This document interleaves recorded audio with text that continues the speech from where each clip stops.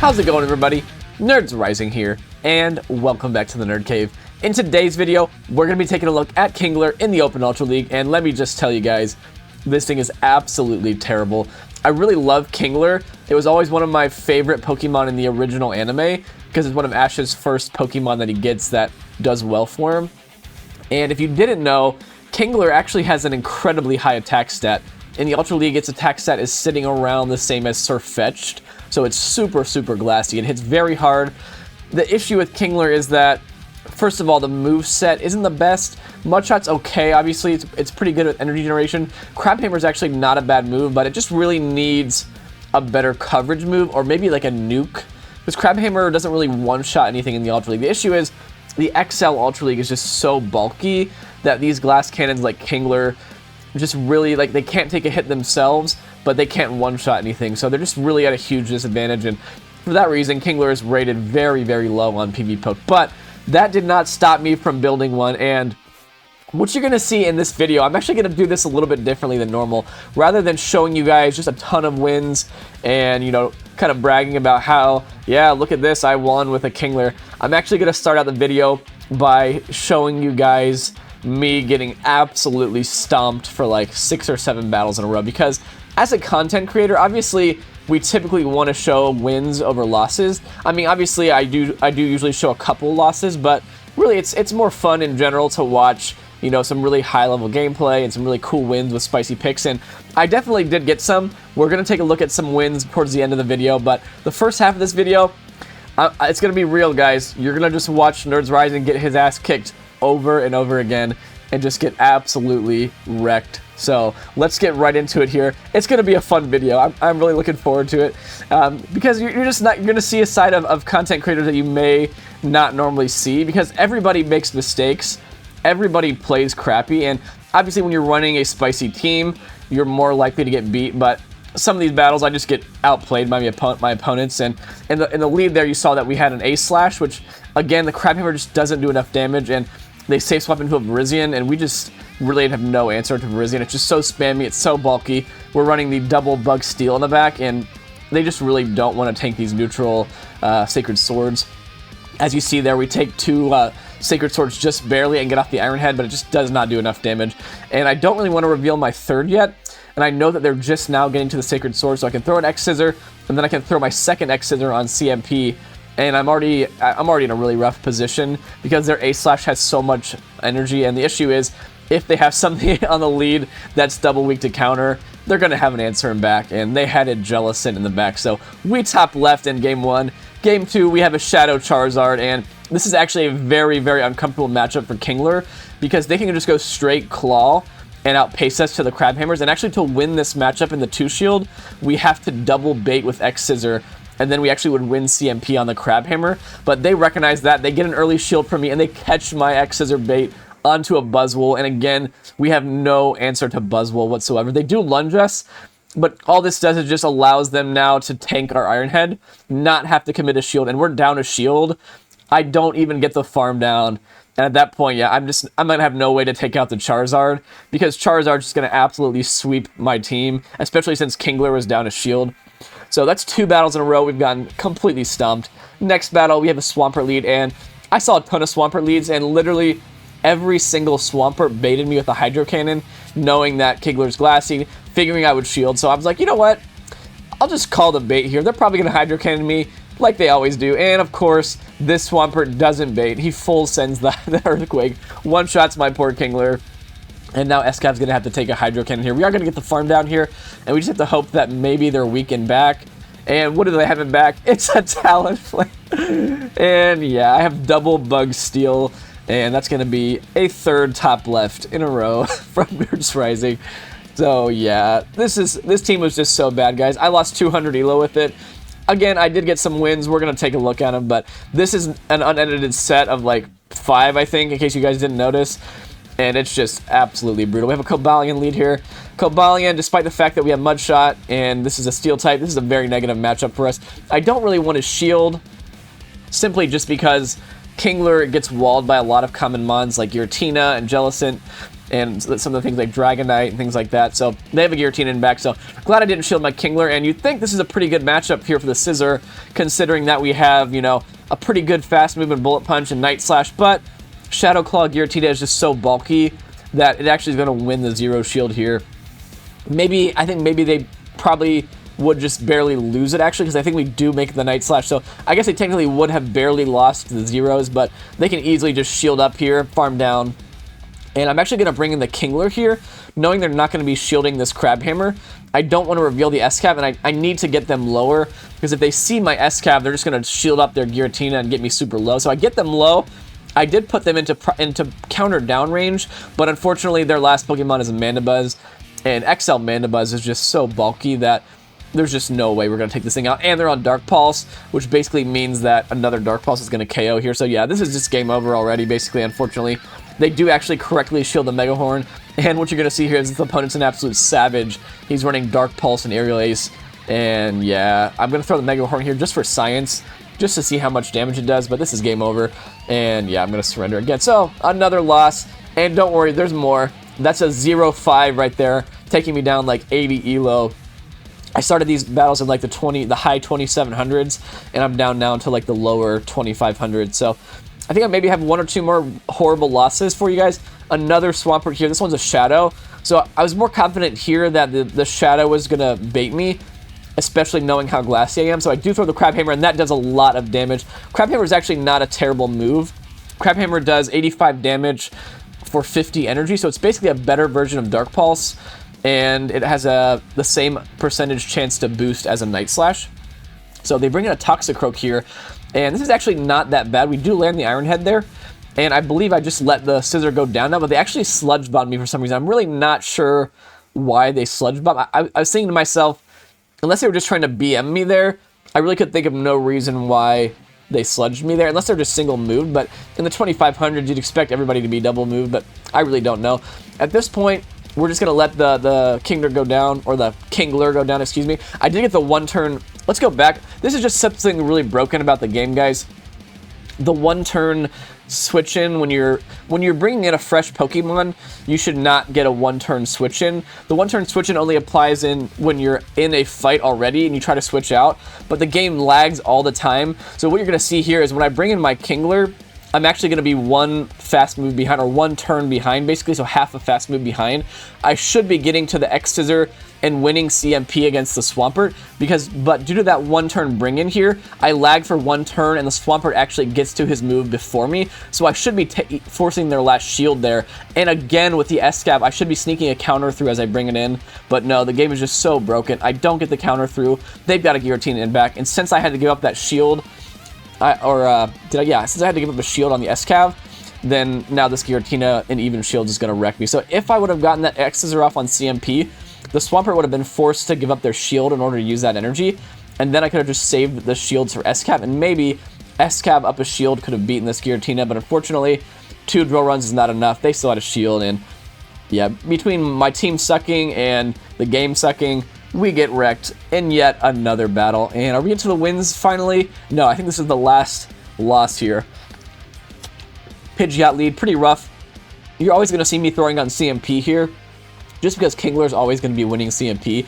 And as you guys know, basically every single Pidgeot likes to bait, except for this one. We get nuked. We've got the S-Cav now. We safe switch it in, recognizing that they had to switch out, considering that their Pidgeot was debuffed, so they pretty much had to get out of there. And unfortunately, you'd think that this is a pretty decent matchup for the S-Cav, considering we have counter and drill run, but Cobalion is just so overpowered that it's really not that bad. It just considerably outbulks us and outspams us, so they're putting in a lot of work here. We did have to give up a shield. I throw the drill run here on CMP. They do let it go, but now what I'm recognizing is this Pidgeot can just farm me down and then debuff my Scissor, so I kind of have to switch out here. But the unfortunate thing is the opponent is almost assuredly now going to bait me, but I do kind of have to respect it anyway. But unfortunately, yeah, there's a Virizion in back, and we're debuffed. There's just no win con at this point. I think I do. Do I just throw the move, or do I surrender? I think I just surrender there. It's so over. So that's like, what, 8 losses in a row or something? So I was just getting absolutely stumped. And actually, no, this is the last loss. This one's actually against Drumville and fellow content creator. So we actually picked up a pretty good lead here, Auroras. our whole team has play against Aurorus, so you're going to see me here just stay in, because what I was thinking here is I had a good lead, but the opponent safe switches out of there, and if they're safe switching out of there, that tells me they have 2 answers for the Kingler and back, so I was fully expecting there to be a grass type, probably a Trevenant in back. Does that make sense? I have seen quite a few Aurorus and Trevenant cores, so I was thinking this probably is going to be Cobalion Trevenant, so I decided to just stay in with the Kingler. That way I can keep my Kingler away from that Trevenant and still have 2 good answers to that Aurorus and back. So I believe, did I get a shield advantage there? I got a shield advantage. I actually got both shields from the Cobalion from the Kingler, which is pretty wild. And now I can just bring in the S-Cav here and farm all the way down. And I'm thinking if they do have a Trevenant in back, I should be able to land a Mega Horn on it, and then my Scissor can sweep the game. So I'm feeling pretty good about this. They do bring in the Trevenant, and I know that they're gonna potentially get to a Shadow Ball, so I need to bring in my Scissor right away. And check this out. So I know that he's gonna try to catch the Night Slash onto my Aurorus, or onto his Aurorus, excuse me. That's basically his only win con. So what I should be doing is I should be waiting a turn to basically allow myself to see the Shadow Claw coming through from the Trevenant and then throw the move. But instead, I just over-farm, and he calls that I'm going to over-farm by 1, and he catches the Night Slash, and the Trevenant did bank a Shadow Ball, so I have to come out of this matchup with a Night Slash, and unfortunately, I'm just not going to get there. I counted up to the Meteor Beam. He's now at the Meteor Beam. I had to throw the Night Slash. It doesn't even KO, and he's going to Meteor Beam me here. And even if I did KO with a Night Slash, Trevenant had the Shadow Ball loaded, so that catch there lost me the game, won him the game. Very nicely done by Drum Villain. Good luck on your legend push, bro. He was like in the higher 2700s and expert when I played him. So, yeah, you guys saw it. I do get wrecked. I'm not perfect. I do hit legend every season, but I lose a lot of battles. And as you see in that last battle, it's not always just because my team sucks. Sometimes I just get outplayed, and that's just how it is, guys. I'm a normal guy, just like the rest of you, and I'm definitely not infallible. So hopefully you enjoyed the first part of this video. I now am going to show you guys some wins, just because nobody wants to watch losses for like 25 minutes. Maybe you do. If you do, then maybe you're just a little bit different than me, because I definitely don't want to watch losses for 25 minutes. But we're going to get into some good wins now. I did obviously win some battles with this team. I think I only had 1 single positive set in like out of like 6 or 7 sets with this team, so it's really bad. And in this battle here, we have a Drapion. I don't switch out just because I was thinking if they have a Drapion lead, it's weak to Swampert, so I'm thinking they probably don't have a Charizard in back if they have a Drapion lead. That's what I was thinking at the time, at least. It makes sense. They probably don't want to be double weak to a Swampert, because Swamperts are pretty much everywhere, as you guys know. So I like to stay in. I get a shield advantage with Kingler. Again, Kingler's going to be winning CMP against basically everything in this meta. And they do have a Jellicent, and thankfully we do have switch advantage, so we can align our why am I calling it X-Scissor? Our Scissor here to this Jellicent. And this is an okay matchup. I believe we do lose it in the zeros, because Jellicent can take 2 Night Slashes, as you guys are seeing, mainly just because the bullet punches are resisted, but we do get their last shield here, and now I'm going to put it all on the Escavalier, because up a shield, we should be able to outpace them to a drill run. We probably will have to shield once, but I'm expecting that they're probably going to be weak in back to Bug Steel if the Jellicent was their best answer to the Scissor. So we'll have to see. I'm going to take out the Jellicent here. What is going to be in the back? And it's a Venusaur. So finally, the Poke Gods are smiling upon us. We're going to be able to double resist everything that Venusaur has. Mega Horn nearly one-shots the Shadow Venusaur, and we're going to farm it down now. So yeah, I did have a couple wins, obviously, but this was like my first win in like 10 battles. So yeah, it was really, really rough, guys. Definitely do not use Kingler. The Open Ultra League right now is just really not that fun, in my opinion. I mean, I'm not hating on any of these opponents who are running meta teams, because, you know, they're all trying to climb. I'm in the veteran range right now. They're all trying to climb. I totally don't blame them. If I hadn't already hit Legend, I would probably be running a lot more meta teams as well. So it's just really hard to have fun running Spice when every single team has a Giratina, or an XL Jellicent, or an XL Mandibuzz, or all these super bulky XLs. It's just like, I'm just trying to have some fun, guys. Like, how am I supposed to run? Like, there's like hundreds and hundreds of Pokemon that are available to run in the Ultra League, and yet all we see are like 20, 25, most of them being XLs that are very difficult to obtain. It's like, how does someone like me just have a good time and not have to get stomped for 15 battles in a row? Like, Kingler's a super cool Pokemon. It's been around since the inception of the game, basically, Gen 1. and yet you can't even use it in the Open Ultra League really without getting absolutely obliterated. So that's just my rant. I really think maybe what Niantic should do is come out with a, maybe a friendly battle league. I definitely don't think it should replace the current battle league. We need to have ELO. We need to have a ranked system for sure. That just makes the game more fun. But they also could run a friendly mode alongside it, and just have people who are just trying to have fun can just jump in, not have to worry about their ELO, can just play whatever they want. As we make the Aurora's top left there, you love to see it. But pretty much every single game that you want to play has a friendly mode that you can play. I mean, I'm a huge fan of FIFA. Shout out to any FIFA fans out there. I've been playing FIFA literally. I have owned and extensively played every single FIFA game from FIFA 2006 Road to World Cup to now. I've owned every single one and played hundreds and hundreds of games in FIFA, and I'm very good at that game. But sometimes if I don't want to play in Division Rivals and grind away in the high ranks of Division Rivals, I will play the online friendly modes and just have a good time and run players that I don't normally run and just have a grand old time. And why can't Pokemon come out with a friendly battle league? I truly have no idea. But yeah, it's been a pretty long rant, guys. Hopefully nobody is raging and closing their YouTube app because of me saying that, but I just don't see any downside of having a friendly system alongside the ranked system. But anyway, we make the catch onto the Kingler here. I don't even know what's happening in the battles, let's be honest, but at least we're seeing some wins here, and we're actually going to counter down a Dragonite for the win, I believe this, but I shouldn't even have thrown the move here. I was thinking that my counters weren't going to do that much, but as you're seeing, it's a Shadow Dragonite, so of course they're going to do a ton. And I believe, yeah, we made them shield once, but we could have actually made them lose with 2 shields there. Should have done it, but you know what? Hindsight's 20/20. And I believe I think I did include quite a few wins here, just to make up for my butt getting spanked here for the first part of this video. But maybe that wasn't the best analogy. It was a little interesting. But anyway, Obstagoon lead here. Shiny Obstagoon. Really cool shiny, by the way. Probably one of the better shinies, in my opinion. It's always funny to me, some of the shinies that are in this game that are literally just a slightly different shade of color as the normal version. Like, for example, the shiny Charmander, it's just a slightly different color orange. That to me is just a little uncreative. But check this out here. We have a boosted Scissor into this Zard, and Scissor is going to take out a fire flying type. You'd love to see it here. The opponent kind of knew there they couldn't shield. I probably could have just matched the shield and then farmed him down. But this is actually a pretty good situation for us.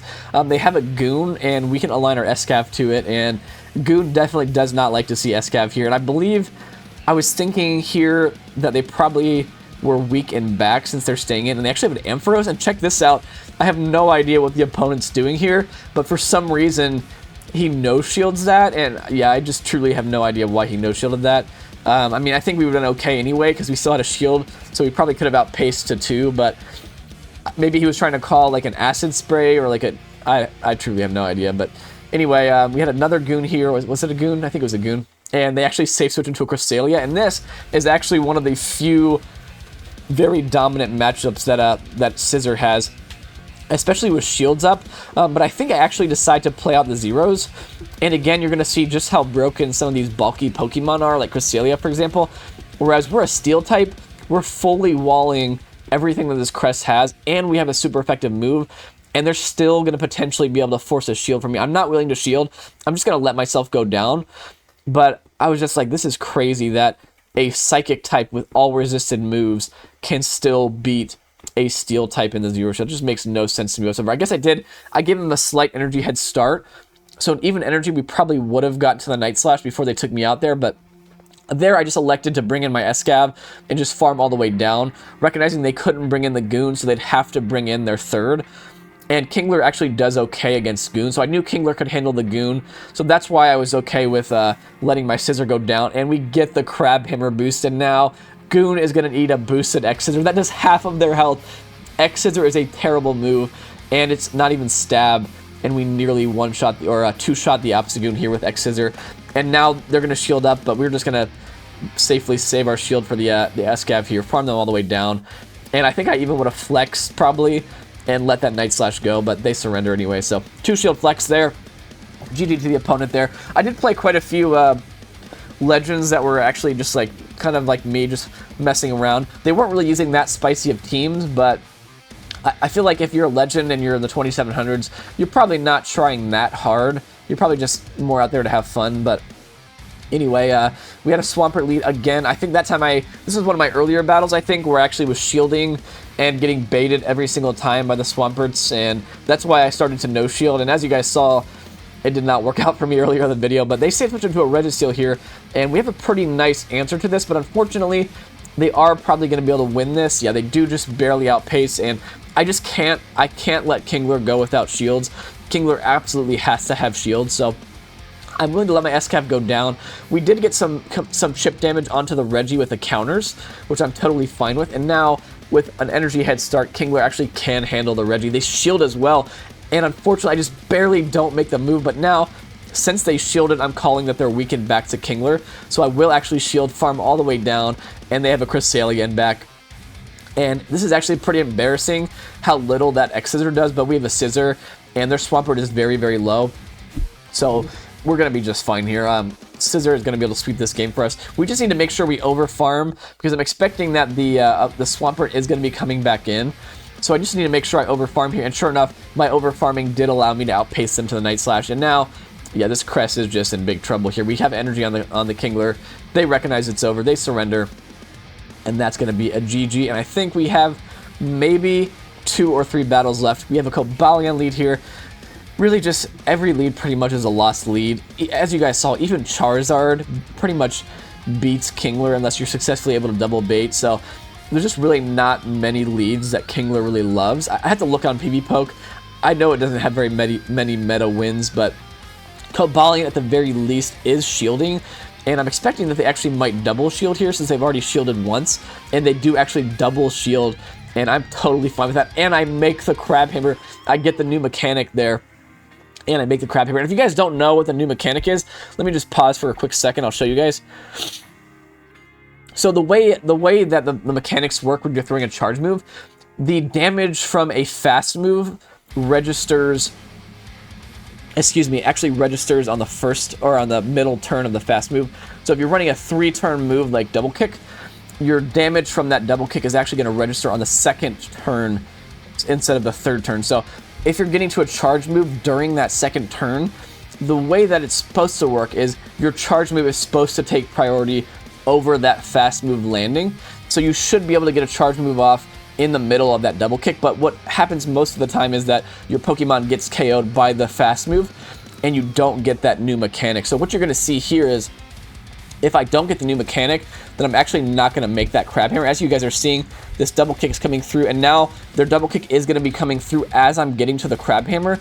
And if you don't get the new mechanic here, my Kingler actually goes down to that double kick before getting to the Crab Hammer. So I took a risk there by going for it, but I recognize that my X-Scissor, if I would have settled for X-Scissor, it would have done absolutely nothing. So in my opinion, it was worth trying for the new mechanic rather than just settling for the X-Scissor, and that actually allows me to get the Cobalion low, and it's going to allow me to farm down with the Scissor. I decided to bring in the Scissor, just recognizing that I could get a lot of farm. Maybe I shouldn't have, because I took a lot of damage, but they have a Registeel in the back, and I think that we're actually going to be okay here. Because if they're bringing a Reggie into our SCAV, then you know they're going to be weakened back. And sure enough, they have an Aurorus back. So I'm going to count up here. I'm going to throw my Drill Run here on the CMP, or just before actually they get to their Meteor Beam. And now the Reggie's not going to make it to a move before I get one more Drill Run. And I believe I do have a Night Slash loaded on the Scissor. So this is going to be a GG. Actually, a triple team, a triple weak to counter team. So a very interesting team by the opponent there. But we take the win there. We were going to make the move. And even if they would have taken us out there, we could have just countered down with the SCAV. So, yeah. Sorry, guys. It's really, really hot here today. I live in Midwestern United States in Ohio, and the high right now is like 105 or something crazy, so it's super humid, and I'm just getting destroyed right now. My sinuses are getting destroyed. As normal, you know, I was thinking that maybe my tonsillectomy would like open up my airway a little bit more, and I did feel pretty decent. I could breathe pretty well through my nose for like 5 days, and now I'm right back to where I was before, so hallelujah for that. But yeah, we have a really good matchup here, SCAV into Nidoqueen. Our whole team actually does pretty well against Nidoqueen. That's one benefit of this team. One of like the few benefits amongst like the hundreds of negatives from this team is that we do really basically anywhere we see this Nidoqueen is pretty good for us. And I believe I recognize that if they're staying in with the Nidoqueen, they must be super weakened back, and sure enough, they had a Goon in the back, so their whole team was core broken by Escav, and I believe we make another. Actually, I go for the Crabhammer here. It's actually pretty wild.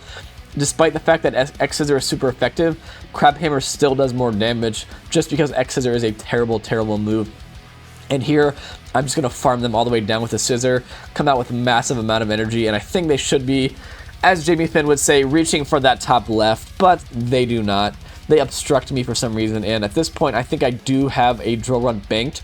I believe I did bank the drill run on the Escav, recognizing I would need it for later, and we're going to one-shot the Nidoqueen, and that is going to be a G to the G there, so yeah, the opponent had no answer for our Bug Steel types there, and into the final battle here, we have another really bad lead, a Kingler into Pidgeot. And we're going to throw on CMP again. The opponent makes a savage catch there, like super savage catch there. And unfortunately, we don't have the best answer for Jellicent. Again, Scissor does pretty well here. And since we chipped them, 2 Night Slashes should just about KO. But this is still just not that comfortable because our fast moves resisted. And they can hit us for massive damage with the Shadow Balls and the Surfs. So I farm up. I am going to potentially force a shield off of them. And at this point, I'm just going to save my shields for the Escav, I think. And actually, they over farm there. And they play into, I think, a CMP tie even, maybe. Was it a CMP? Yeah, they do play into a CMP tie, so that's absolutely perfect. I get both of their shields, and now I'm actually going to take this Jellicent out with the Kingler here, and I'm just fully going to put it all on the Escav. Actually, I do shield there. I guess that makes sense. I still don't know they have it back. I guess I just shielded and farmed down there, right? And I come out with 2 Crabhammers, so that makes a lot of sense. What are they going to have in the back? They bring back in the Pidgeot. They are out of move. I think here I just throw on CMP. I'm probably going to call the Feather Dance. I pretty much always call the Feather Dance, and save for that one battle where they Brave Birded me, they pretty much always do. They pretty much always do bait, but they have a Swampert in the back, and this is actually fine because we have double Crabhammer loaded. And as you guys saw, one Crabhammer does about half to the Pidgeot, and we did get them a little bit lower with a couple counters. So at this point, my last shield is going to the Kingler, excuse me, and what you guys are going to see is Kingler is going to get a little bit of redemption in the end here. We're going to double Crabhammer the rest of this team, and that is going to be all she wrote, folks. And GG's to the opponent there. So, whew, some pretty crazy battles today, and I still haven't updated my dang Libre backdrop, but eventually I'll get to it. But I hope you guys enjoyed the video today. A little bit different than normal. Obviously, I don't always show myself getting absolutely wrecked, but I just wanted to let you guys know that don't feel bad when you have those 05s. Don't feel bad when you get absolutely stomped, because even the best battlers in the world, which I'm not saying I am one of the best, but everybody gets stomped, guys. It just happens to the best of us, so don't feel bad. Let me know in the comments if you enjoyed this. And that being said, oh, actually, before we get into the outro, I do want to say again, just to continue to remind you guys, I do have a Discord now if you are interested in joining. Really cool group of guys and girls out there. Really fun. We've been streaming some battles and just kind of like hanging out in the chat and stuff. So if you want to join us on Discord, the link to that will be in the description. So make sure you check that out. And that being said, if you are new to the channel and you're not subscribed, please consider doing so, because the more subscribers we can get, the more Pokemon my wife will let me play.